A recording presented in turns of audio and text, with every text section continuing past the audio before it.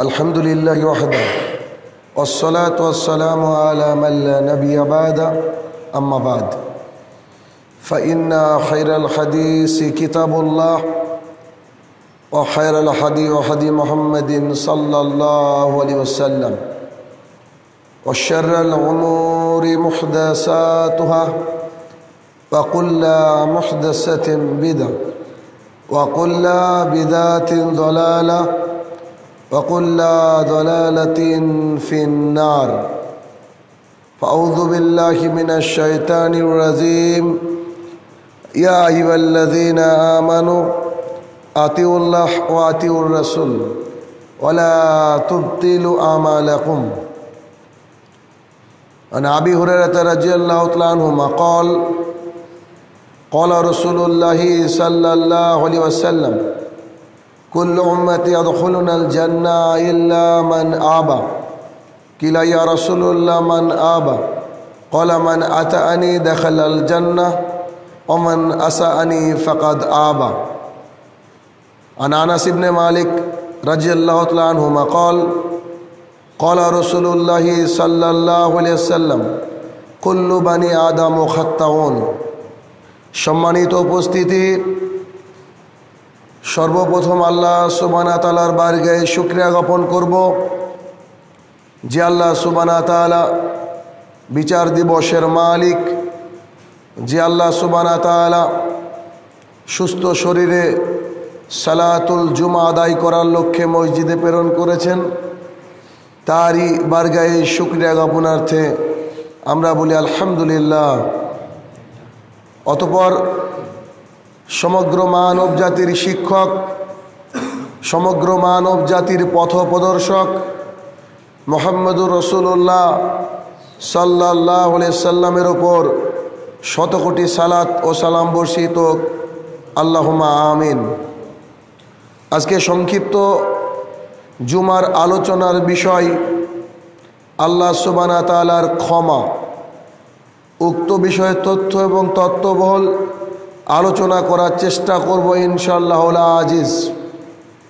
আল্লাহ সুবহানাহু ওয়া তাআলা মানব জাতিকে সৃষ্টি করেছেন, এই পৃথিবীর বুকে পাঠিয়েছেন উদ্দেশ্য তারা আল্লাহ সুবহানাহু ওয়া তাআলার ইবাদত করবে, যার ফলস্বরূপ আল্লাহ সুবহানাহু ওয়া তাআলা নিয়ামতপূর্ণ এক জান্নাত বানিয়ে রেখেছেন, যে জান্নাতের ব্যাপারে মুহাম্মদ সাল্লাল্লাহু আলাইহি ওয়াসাল্লাম বলছেন এই জান্নাত মানুষ কোনো দিন চোখে দেখেনি, এই জান্নাত এর কল্পনা মানুষের বিবেকে আসবে না। আল্লাহ সুবহানাহু ওয়া তাআলা এত নিয়ামত দিয়ে এই জান্নাতকে সাজিয়েছেন। এক পর্যায়ে মুহাম্মদ সাল্লাল্লাহু আলাইহি ওয়াসাল্লাম বলছেন ওয়া খাতারা আলা কালবে বাসার, তোমার অন্তরও ভাবতে পারবে না জান্নাতের মধ্যে কত দামি কত সুন্দর নিয়ামত আছে।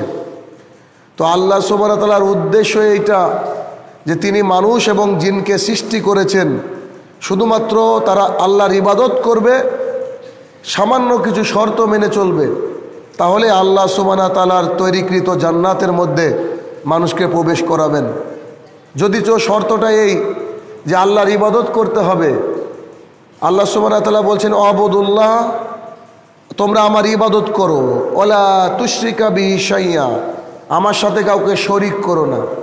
এটুকুই সবচেয়ে বড় শর্ত আল্লাহ সুবহানাহু ওয়া তাআলা দিয়েছেন যে তোমরা কেবলমাত্র শুধুমাত্র আমার ইবাদত করবে আর আমার সাথে কাউকে শরিক করবে না। আমরা প্রতিদিন যখন সালাত আদায় করি তখন আমরা প্রত্যেক ওয়াক্তে সালাতে ইমাম মুক্তাদি যে যেখানে সালাত আদায় করি না কেন আমরা সূরা ফাতিহা তেলাওয়াত করি, তার মধ্যে আমরা বলে থাকি ইয়াকা নাবুদু ওয়া ইয়াকা নাস্তাইন, হে আমার প্রতিপালক আমরা তোমার ইবাদত করি এবং তোমার কাছে সাহায্য চাই। সুতরাং আমরা ইবাদত করব আল্লাহ সুবহানাহু ওয়া তাআলার, আর যদি আমাদের কোনো কিছুকে সাহায্য প্রয়োজন মনে হয় তাহলে আমরা কারোর কাছে চাইবো না, সরাসরি চাইবো আল্লাহ সুবহানাহু ওয়া তাআলার কাছে। কেননা মুহাম্মদ সাল্লাল্লাহু আলাইহি ওয়াসাল্লাম বলছেন তোমার যদি একটা স্যান্ডেলের ফিতা ছিঁড়ে যায়, সেই স্যান্ডেলের ফিতা দেওয়ার মালিক এই পৃথিবীর বুকে নাই। সুতরাং তোমার যদি একটা স্যান্ডেলের ফিতা ছিঁড়ে যায় তাহলে তুমি সেই স্যান্ডেলের ফিতাটা প্রথমে আল্লাহ সুবহানাহু ওয়া তাআলার কাছে চাও। তার মানে সাহাবীরা এটাই করতেন। তার যদি একটা কোনো কিছু প্রয়োজন হতো, তারা ভাবতেন না যে আমার পকেটে টাকা আছে, আমি কিনে নেব না, এটা কখনো সম্ভব নয়। আল্লাহ সুবহানাহু ওয়া তাআলা চাইলে আপনার পাকে প্যারালাইজড করে দিতে পারে। আপনি হাঁটছেন, চলছেন, ভালো আছেন, কিন্তু আপনাকে বিছানাগত করে দিতে পারে। তাই যে কোনো জিনিস চাইতে গেলে আল্লাহ সুবহানাহু ওয়া তাআলার কাছে চাইতে হবে। এই জন্যই আমরা প্রতিদিন বলি যে হে আমার প্রতিপালক, আমরা তোমার ইবাদত করি আর তোমার কাছেই সাহায্য চাই। পৃথিবীতে আমাদেরকে কেউ সাহায্য করতে পারবে না, একমাত্র আল্লাহ সুবহানাহু ওয়া তাআলা যদি চাই তবে কাউকে দিয়ে সাহায্য করাবেন, অথবা আল্লাহ সুবহানাহু ওয়া তাআলা সরাসরি আমাদেরকে সাহায্য করবেন। তো যেটা বিষয় সেটা হচ্ছে যে আমরা আল্লাহ সুবহানাহু ওয়া তাআলার রহমত থেকে কখনোই বঞ্চিত নই, বঞ্চিত হব না।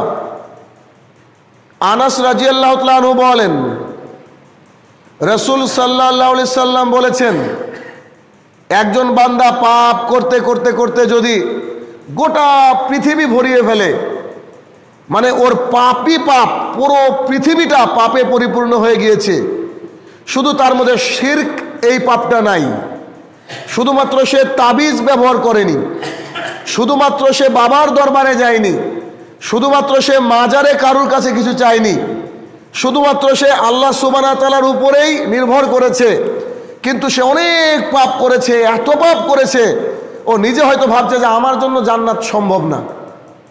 মুহাম্মদ সাল্লাল্লাহু আলাইহি ওয়াসাল্লাম বলছেন যে তোমার সব পরিপূর্ণ হয়ে গেছে, এখন যদি আল্লাহর কাছে তুমি ক্ষমা চাও তো আল্লাহ সুবহানাহু ওয়া তাআলা বলছেন যে আমি অতগুলা ক্ষমা নিয়ে তোমার দরবারে হাজির হব। একটা মানুষ পাপ করছে পাপ করছে পাপ করছে, করতে করতে করতে গোটা পৃথিবী পরিপূর্ণ হয়ে গেছে পাপে। আল্লাহ সুবহানাহু ওয়া তাআলা বলছে খবরদার তোমরা পাপ থেকে নিরাশ হও না, আমি তোমাদেরকে ক্ষমা করব। আবু হুরায়রা রাদিয়াল্লাহু তাআলা আনহু বলেন, রাসূল সাল্লাল্লাহু আলাইহি সাল্লাম বলেছেন যে বান্দা, এই আল্লাহ সুবহানাহু ওয়া তাআলা যে বান্দাদেরকে সৃষ্টি করেছেন, মানুষ এবং জিন যাদের বিচার হবে, এই মানুষ যদি পাপ কাজ করা ছেড়ে দিত, পাপকে ছেড়ে দিত, পাপ যদি না করত, তা আল্লাহ সুবহানাহু ওয়া তাআলা এই জাতিকে ধ্বংস করে দিয়ে তাদেরকে নিয়ে আসতেন, এক ধরনের মাখলুক সৃষ্টি করতেন যারা পাপও করত, আল্লাহর কাছে তওবাও চাইতো। এই হাদিস থেকে বোঝা যাচ্ছে এইটা যে পাপ মানুষ করবে, এটা স্বাভাবিক, তার সহজাত প্রবৃত্তি, সে পাপ করবে। মানুষ পাপ করবেই, ফেরেশতারা পাপ করে না, মানুষেরই ভুল হয়। তাই যদি মানুষ সবাই পাপ করা ছেড়ে দেয় তাহলে আল্লাহকে ডাকাও ছেড়ে দিবে। অতএব আল্লাহর এইসব লোকের দরকার নাই, আল্লাহর দরকার ওই সব লোকের পাপও করবে আবার তওবাও আল্লাহর দরবারে করবে। আনাস রাদিয়াল্লাহু তাআলা আনহু বলেন, রাসূল সাল্লাল্লাহু আলাইহি সাল্লাম বলেছেন, কুল্লু বানি আদম খাত্তাউন, প্রত্যেকটা বানি আদম, প্রত্যেকটা আদমের সন্তান পৃথিবীতে যারা এসেছিল, যারা আছে, যারা আসবে, প্রত্যেকটা আদম সন্তান ভুল করবে, ভুল করবেই করবে। শয়তান ভুল না করতে পারে, ফেরেশতারা ভুল করে না, তবে আদম সন্তান মানুষ যে জিন, সে ভুল করবেই করবে। আল্লাহ সুবহানাহু ওয়া তাআলা বলছেন, রাসূল সাল্লাল্লাহু আলাইহি ওয়াসাল্লাম আমাদেরকে শোনাচ্ছেন যে মানুষ ভুল করবেই, কিন্তু আল্লাহ সুবহানাহু ওয়া তাআলার কাছে বিখ্যাত শ্রেষ্ঠ ভালো মানুষ ওই ব্যক্তি যে ব্যক্তি ভুল করার পরে আল্লাহর কাছে তওবা করে। তার মানে আল্লাহর কাছে তওবাকারীর মর্যাদা অনেক বেশি। মানুষ ভুল করবে, এটা জরুরি, মানুষ ভুল করবেই, এমন করেই মানুষকে সৃষ্টি করা হয়েছে। কিন্তু ভুল করার পরে কেউ যদি মানে চুপচাপ বসে থাকে, ভুল করার পরে যদি কেউ নিরাশ হয়ে যায় যে এত বড় পাপ করলাম, আমি তো সবচেয়ে জালেম মানুষ, আমার চেয়ে খারাপ মানুষ পৃথিবীতে নাই, সুতরাং আল্লাহ আমাকে ক্ষমা করতে পারে না, জি না, এইটা আমাদের সবচেয়ে বড় ভুল।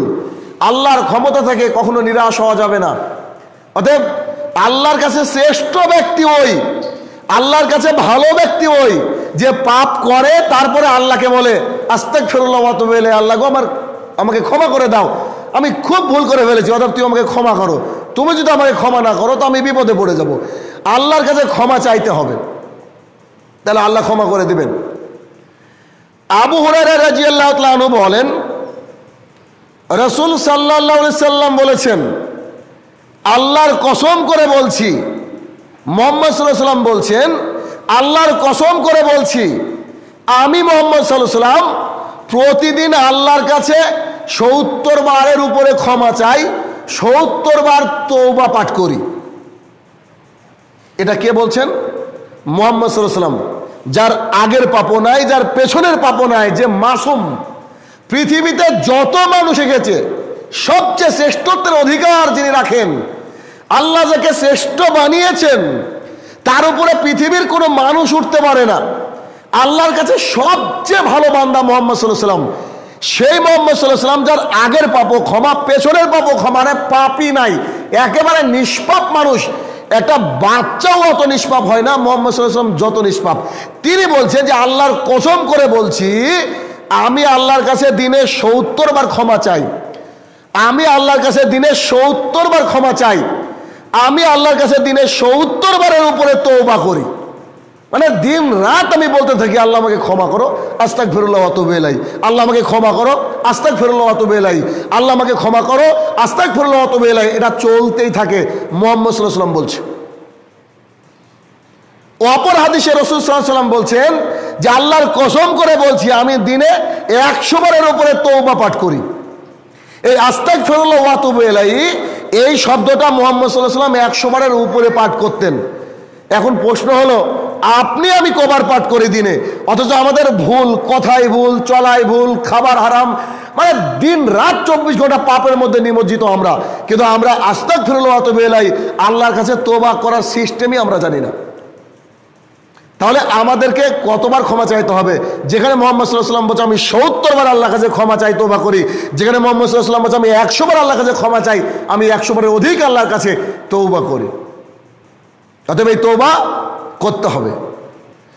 তওবাকারীকে আল্লাহ কত ভালোবাসেন। একটা মানুষ ভুল করেছে, ভুল করে আল্লাহকে বলছে, আল্লাহ গো ভুল করে ফেলেছি, তুমি আমাকে ক্ষমা করো। কত ভালোবাসেন আল্লাহ সুবহানাহু ওয়া তাআলা একজন তওবাকারীকে। দেখেন, সম্ভবত আনাস রাদিয়াল্লাহু তাআলা আনহু বলেন, অথবা আবু হুরায়রা রাদিয়াল্লাহু তাআলা আনহু বলেন, রাসূল সাল্লাল্লাহু আলাইহি সাল্লাম বলেছেন, একটা বানি আদম, মানে আদমের সন্তান মানে আমরা, একটা বানি আদম, একজন মানুষ, সে ভুল করলো। ভুল করার পরে বলছে, হে আমার প্রতিপালক, তুমি আমাকে ক্ষমা করে দাও, আমার খুব ভুল হয়েছে, তুমি আমাকে ক্ষমা করে দাও। আল্লাহ সুবহানাহু ওয়া তাআলা আসমানের ফেরেশতাদেরকে ডেকে বলছেন, ও ফেরেশতারা, আমার বান্দা কি জানে যে তার একজন প্রতিপালক আছে? ফেরেশতাকে ডেকে আল্লাহ বলছেন, আমার বান্দা কি জানে যে তার একজন প্রতিপালক আছে? সে পাপ করেছে, পাপের জন্য আমি আল্লাহ তাকে ক্ষমা করতে পারি অথবা শাস্তি দিতে পারি। তখন এই কথা বলার পরে আল্লাহ সুবহানাহু ওয়া তাআলা বলছে, যাও আমি তাকে ক্ষমা করে দিলাম। একই হাদিসে মুহাম্মদ সাল্লাল্লাহু আলাইহি সাল্লাম বলছেন, ওই বান্দা ততদিন ভালো থাকে যতদিন আল্লাহ চায়, আল্লাহ চাওয়া পর্যন্ত ভালো থাকে। আবার সে পাপ করে বসে, সে ব্যক্তি বলে, হে আমার প্রতিপালক, আমি তো আবার পাপ করে ফেলেছি, অতএব তুমি আমাকে ক্ষমা করো, তুমি ছাড়া কেউ ক্ষমা করেনা নাই। আল্লাহ সুবহানাহু ওয়া তাআলা ফেরেশতাকে ডেকে বলছেন, ও ফেরেশতা, এই শোনো, এই বান্দা কি জানে যে তার একজন প্রতিপালক আছে? সে পাপের জন্য ক্ষমা করে দিতে পারে, আবার শাস্তিও দিতে পারে।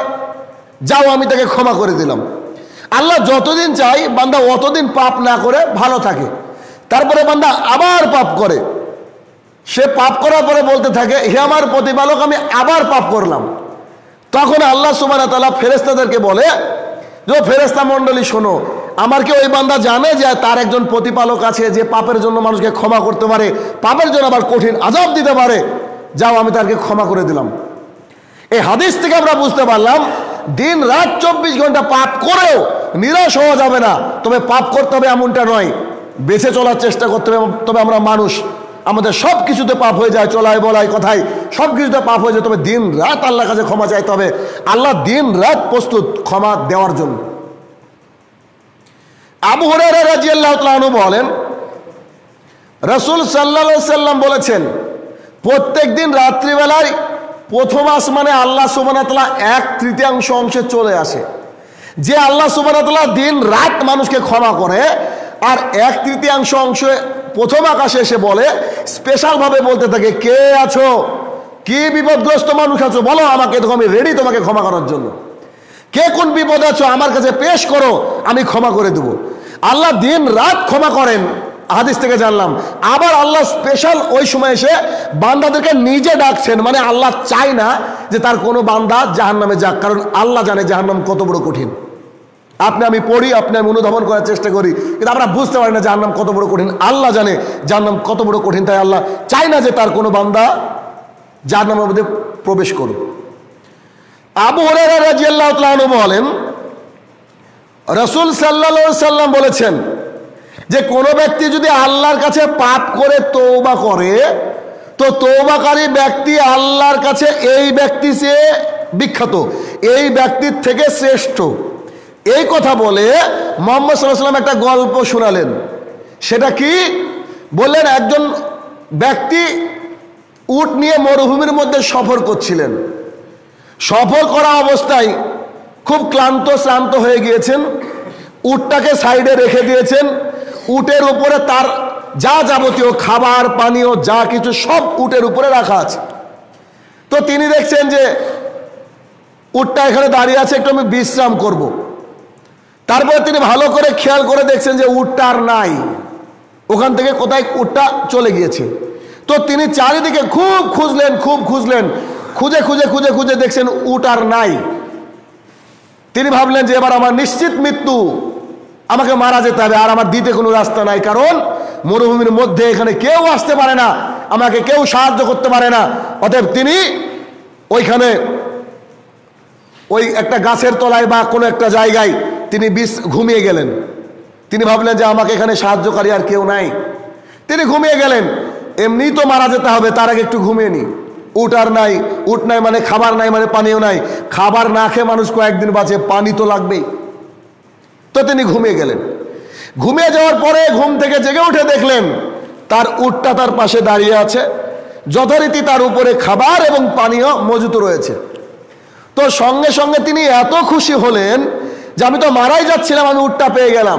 তো সঙ্গে সঙ্গে সে আল্লাহর শুকরিয়া আদায় করার জন্য আল্লাহকে বলছে যে হে আমার বান্দা, আমি তোমার রব। বলছে হে আমার বান্দা, আল্লাহকে বলছে বান্দা, বলছে আমি তোমার আল্লাহ, আমি তোমার প্রতিপালক, অতএব আমি খুব খুশি হয়েছি, দাও তোমাকে ক্ষমা করে দিলাম।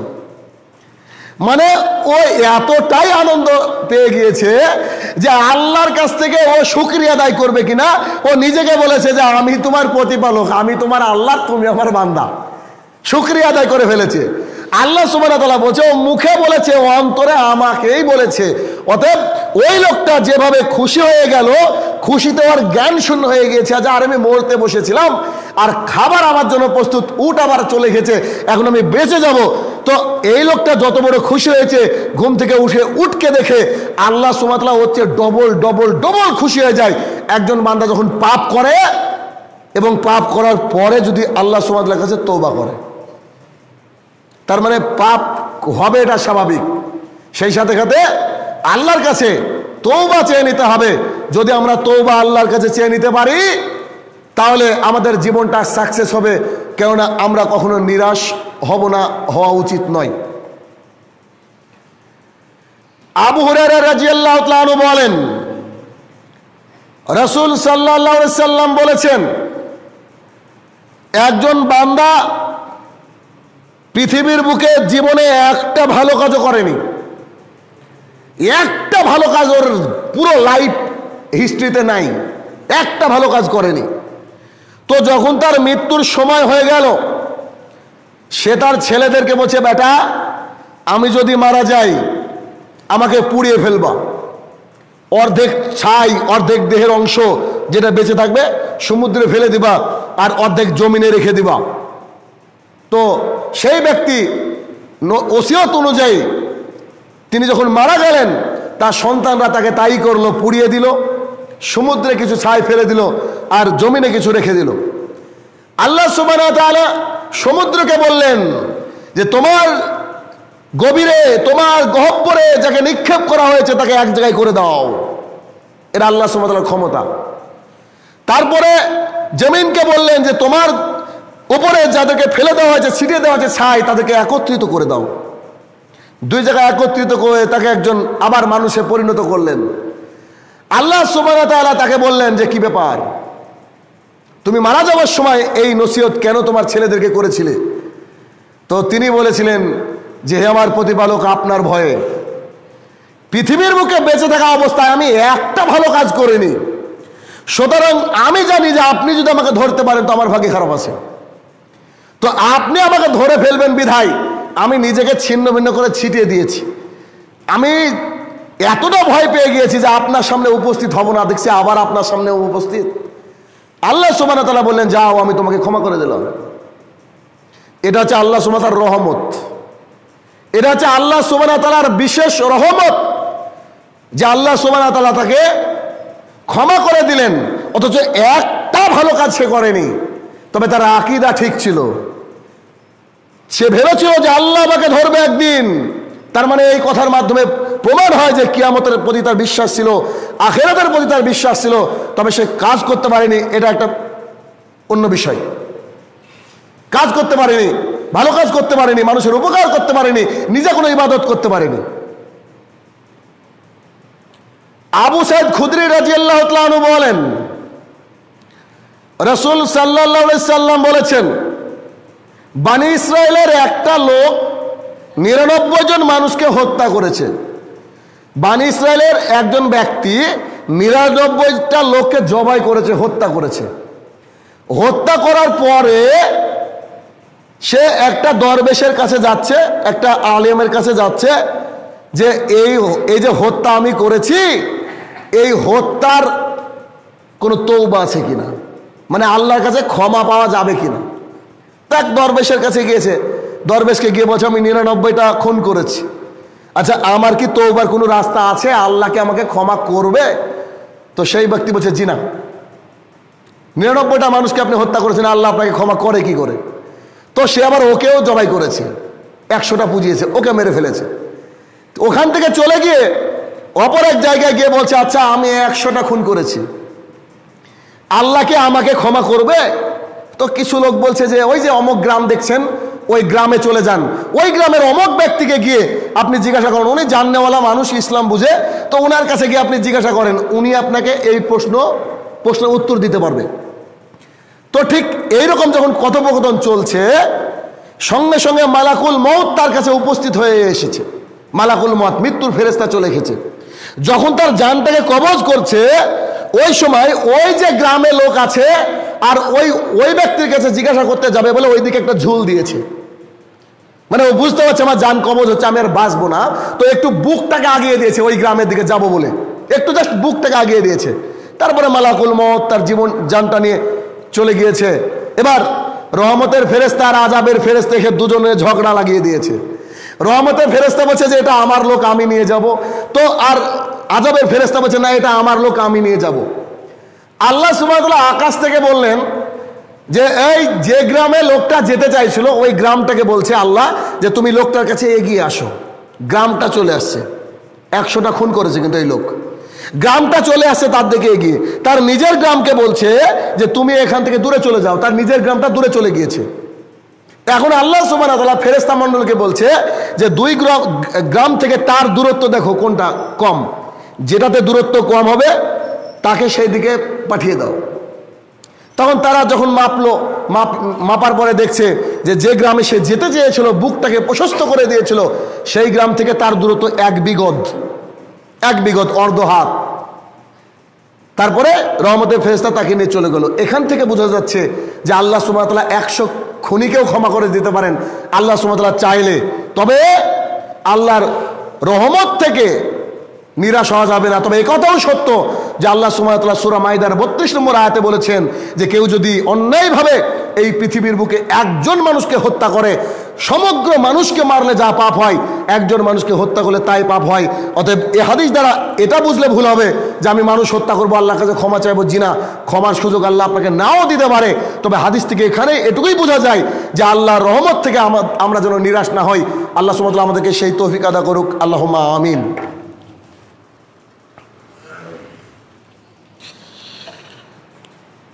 আলহামদুলিল্লাহি ওয়াহদা আসসালাতু ওয়াসসালামু আলা মান লা নাবিয়্যা বাদা, আম্মা বাদ। আলোচনা হচ্ছিল আল্লাহ সুবহানাহু ওয়া তাআলার ক্ষমা। আল্লাহ সুবহানাহু ওয়া তাআলা মানুষকে ক্ষমা করতে ভালোবাসেন, যার দৃষ্টান্ত দিয়ে শেষ করা যাবে না। উমর রাদিয়াল্লাহু তাআলা আনহু বলেন, একদিন কিছু যুদ্ধবন্দী মহিলাকে মুহাম্মদ সাল্লাল্লাহু আলাইহি ওয়াসাল্লাম ধরে আনলেন। মানে যুদ্ধে হেরে গেলে তাদেরকে ধরে নিয়ে আসা হতো দাস দাসী হিসাবে বা গনিমতের মাল হিসাবে। তো উমর রাদিয়াল্লাহু তাআলা আনহু বর্ণনা করছেন যে তিনি একটা গ্রুপকে ধরে নিয়ে আসলেন। তো গ্রুপটা ওখানে আছে। তো একটা মহিলা দুধ ঝরে যাচ্ছিল। বাচ্চা হওয়ার পরে যদি বাচ্চা মারা যায় বা বাচ্চা না থাকে, তাহলে মহিলাদের অতিরিক্ত স্তনে দুধ হওয়ার কারণে দুধটা অনেক সময় ঝরে যায়। তো দুধটা ঝরে যাচ্ছিল, তো সে যন্ত্রণায় এবং এই দুধটা কাকে খাওয়ানো যায় এই চিন্তায় সে ছোটাছুটি করছিল আশেপাশে। ছুটতে ছুটতে ছুটতে ছুটতে একটা ছোট বাচ্চা পেয়ে গেল। সঙ্গে সঙ্গে কোলে তুলে সেই বাচ্চাটাকে দুধ পান করাতে লাগলো। মুহাম্মদ সাল্লাল্লাহু আলাইহি ওয়াসাল্লাম এই দৃশ্য সাহাবীদেরকে দেখিয়ে বললেন, আচ্ছা সাহাবীরা, ওই যে মা ওকে দুধ পান করাচ্ছে বাচ্চাটিকে, এই বাচ্চাটা তো ওর না, এটা তো অপরের বাচ্চা। তো এই মা কি এই বাচ্চাটাকে জাহান্নামে নিক্ষেপ করতে পারে? তখন সাহাবীরা বলছে, বলেন কি আল্লাহ রাসূল সাল্লাল্লাহু আলাইহি ওয়াসাল্লাম, কখনোই না। আরে নিজের বাচ্চা হলে তো অবশ্যই পারবে না, অপরের বাচ্চাও পারবে না, কারণ কোনো মা তার বাচ্চাকে জাহান্নামে নিক্ষেপ করতে পারেন না। তখন মুহাম্মদ সাল্লাল্লাহু আলাইহি ওয়াসাল্লাম বলছেন যে আল্লাহ সুবহানাহু ওয়া তাআলা এর চেয়ে বেশি বান্দার প্রতি স্নেহশীল, ক্ষমাশীল। যেমন করে একটা মা তার বাচ্চাকে আগুনে ফেলতে পারে না, তার চেয়ে হাজার হাজার lakh lakh million billion trillion এর চেয়ে বেশি আল্লাহ সুবহানাহু ওয়া তাআলা আমাদের প্রতি ক্ষমাশীল। তাহলে আল্লাহ কি করে তার প্রিয় বান্দাদেরকে জাহান্নামের আগুনে প্রবেশ করাবেন? তার মানে সবচেয়ে বড় পাপ পৃথিবীতে শিরক। এইখান থেকে আমাদেরকে বেঁচে থাকতে হবে। সবচেয়ে বড় পাপ হচ্ছে শিরক। এইখান থেকে বেঁচে থাকলে ভেবে নিতে হবে নিশ্চিত জান্নাত, নিশ্চিত জান্নাত। তবে শিরক আমরা কথায়, আমাদের বলায়, আমাদের চলায়, আমাদের বাড়িতে, সব জায়গায় একদম পরিপূর্ণ হয়ে আছে। একটু বিপদে পড়লে আমরা আল্লাহ ছাড়া অন্যজনকে ডাকতে শুরু করি, একটু টেনশনে পড়লে আল্লাহ ছাড়া অন্যজনকে ডাকতে শুরু করি।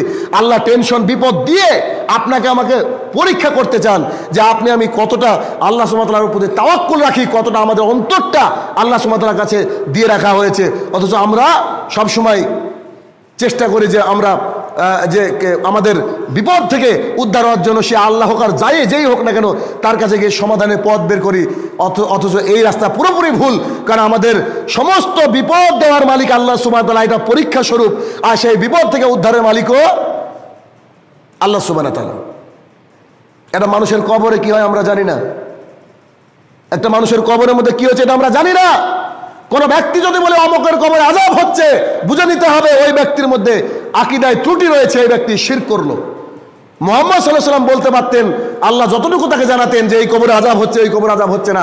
বর্তমান জামানায় পৃথিবীর কোনো উলিয়া বা কেউ নাই যে কার কবরে আযাব হচ্ছে, কার কবরে আল্লাহ তাকে শান্তিতে রেখেছেন, এটা কেউ বলতে পারে না।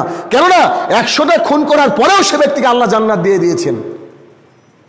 100টা খুন করার পরে কোনো ব্যক্তিকে যদি আল্লাহ জান্নাত দিয়ে দিতে পারেন, তাহলে বুঝতে হবে যে আমরা কি করে বুঝবো যে তার কবর আলোকিত নাকি তার কবর অন্ধকার। অতএব এই শিরকে আকীদা যাদের মধ্যে রয়েছে, আমাদের ওই আকীদা থেকে আমাদেরকে দূরে থাকতে হবে এবং মনে রাখতে হবে যে যা করে আল্লাহ সুবহানাহু ওয়া তাআলা সব ভালোর জন্যই করে। এজন্য আল্লাহর ক্ষমা থেকে কখনোই কোনো বান্দা নিরাশ হবে না। আল্লাহর ক্ষমাকে মহৎ গুণ হিসাবে নিজের মধ্যে অ্যাপ্লাই করবে, ভাববে যে আল্লাহ আমার সাথে সব সময় রয়েছে।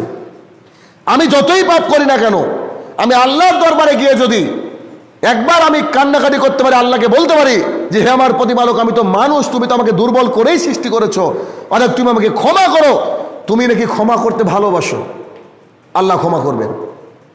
আনাস রাদিয়াল্লাহু তাআলা আনহু বলেন, রাসূল সাল্লাল্লাহু আলাইহি ওয়াসাল্লাম বলেছেন, ক্ষমা চাওয়ার জগতে এর চেয়ে উপরে আর কোনো দুয়াই নাই। ক্ষমা চাওয়ার সর্দার যাকে বলা হয়, এই দুয়ার ব্যাপারে মুহাম্মদ সাল্লাল্লাহু আলাইহি ওয়াসাল্লাম বলেছেন, কোন ব্যক্তি যদি ফজরের পর মানে সকালবেলায় এই দুয়াটা একবার পড়ে, সারা দিনের মধ্যে মরলে জান্নাত। আল্লাহ সুবহানাহু ওয়া তাআলা এভাবে বলেননি তুমি কি পাপ করলা কি করলা না, না, কোনো কিচ্ছু হবে না। আল্লাহ রাসূল সাল্লাল্লাহু আলাইহি ওয়াসাল্লাম বলছে, কেউ যদি ফজরের পরে সকালবেলায় এই দুয়াটা একবার পড়ে সারা দিনের মধ্যে মরলে জান্নাত, আর কেউ যদি মাগরিবের পরে এই দোয়াটা একবার পড়ে সারা রাতের মধ্যে মরলে জান্নাত। তাহলে আর কি দরকার, শুধু এই দোয়াটা পড়লেই তো যথেষ্ট।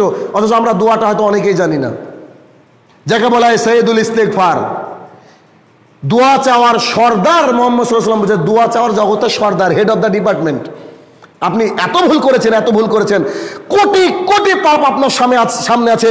এখন আপনি আল্লাহকে বলেন আল্লাহুম্মা আনতা রাব্বি লা ইলাহা ইল্লা আনতা খালাকতানি ওয়া আনা আবদুকা ওয়া লা আদিকা ওয়া আদিকা মাসতাতাতু আযবিকা শাররি মা শানাতু আবুলাকা বিনিয়ামাতিকা আলাই আবু জামবি ফাগফিরলি ফাইন্নাহু লা ইয়াগফিরু যুনুবা ইল্লা আনতা। এই ছোট্ট একটা দোয়া আপনি যদি একদিন খাটেন, না হয় দুদিন খাটেন, না হয় এক সপ্তাহ খাটেন, এই দোয়াটা শিখে নেন ইনশাল্লাহ। এই দোয়া সকালে পড়লে সারা দিনের মধ্যে মরলে জান্নাত, আর মাগরিবের পরে পড়লে সারা রাতের মধ্যে মরলে জান্নাত। আমাদের উদ্দেশ্য তো জান্নাতের। এই দোয়া আমাদেরকে মুখস্থ করতে হবে, যাকে সৈয়দুল ইস্তেগফার বলা হয়েছে। আল্লাহ ক্ষমা করার জন্য রেডি আছে। আবু হুরায়রা রাদিয়াল্লাহু তাআলা আনহু বলেন রাসূল সাল্লাল্লাহু আলাইহি সাল্লাম বলেছেন যে আল্লাহ সুবহানাহু ওয়া তাআলার কাছে 99টা রহমত আছে। আল্লাহ সুবহানাহু ওয়া তাআলার কাছে 99টা রহমত আছে, আর আল্লাহ একটা রহমত পৃথিবীতে পাঠিয়েছেন। কাকে দিয়েছেন? মানুষ, জিন, কীট, পতঙ্গ, পশু, পাখি, পৃথিবীতে যা আছে সবাইকে শুধু আল্লাহ একটা রহমত দিয়েছে। এই জন্য আপনার মা আপনাকে এত ভালোবাসে, এই জন্য আপনার বাপ আপনাকে এত ভালোবাসে, এই জন্য আপনার ভাই আপনাকে এত ভালোবাসে, এই জন্য আপনার মামা আপনাকে এত ভালোবাসে, এই জন্য আপনার চাচা আপনাকে এত ভালোবাসে। এই কথা বলতে বলতে রাসূল সাল্লাল্লাহু আলাইহি ওয়াসাল্লাম বলছে এই জন্য একটা ইতর শ্রেণীর প্রাণী আর একটা শ্রেণীর প্রাণীকে ভালোবাসে। এই জন্য একটা পশু আর একটা পশুকে ভালোবাসে। গোটা পৃথিবীতে যত লোকজন এসেছে, পশু পাখি এসেছে, জিন এসেছে, আসবে, বর্তমানে রয়েছে, সবাইকে মিলে আল্লাহ একটা রহমত দিয়েছে। আর আল্লাহর কাছে আল্লাহ 99টা রহমত রেখে দিয়েছেন। কোন জায়গার জন্য? কিয়ামতের মাঠের জন্য। সেদিন রহমত আল্লাহ আমাদেরকে দিবেন ইনশাআল্লাহ, সেদিন দিবেন। তার জন্য আল্লাহ রেখে দিয়েছেন যে আমি জানি আমার বান্দাকে এত বলার পরেও সে পাপ করবে, আমি রহমতগুলোকে রেডি করে রেখে দিই। এই রহমতগুলো আমি আল্লাহ আমার বান্দাকে দিব সেদিন। অতএব যদি কোনো ব্যক্তি রহমত থেকে নিরাশ হয়, সে অনেক বড় ভুল করবে, অনেক বড় ভুল করবে। মুসা আলাইহিস সালাম তারা নিজের গ্রাম ছেড়ে পালিয়ে গেলেন। অঘটন ঘটেছিলেন, এক কিলে একজনকে মেরে ফেলেছিলেন। নিজের গ্রাম ছেড়ে পালিয়ে গেলেন, অচেনা জায়গা, ধুধু মাঠ, কিচ্ছু নেই। হাঁটতে হাঁটতে হাঁটতে হাঁটতে ক্লান্ত হয়ে গেছেন, হাতে একটা লাঠি। হাঁটতে হাঁটতে হাঁটতে হাঁটতে হাঁটতে গিয়ে দেখছেন যে একটা কুয়ো। সেই কুয়োতে অনেক মানুষ তাদের ছাগল, বকরি, গরু ইত্যাদিকে ওই পানি পান করাচ্ছেন। তো তিনি সেই দৃশ্যটাকে দেখলেন। দুটো মেয়ে ওই সাইডে দাঁড়িয়ে আছেন। তো মুসা আলাইহিস সালাম গিয়ে বলছেন যে কি ব্যাপার, আপনারা সাইডে দাঁড়িয়ে কেন?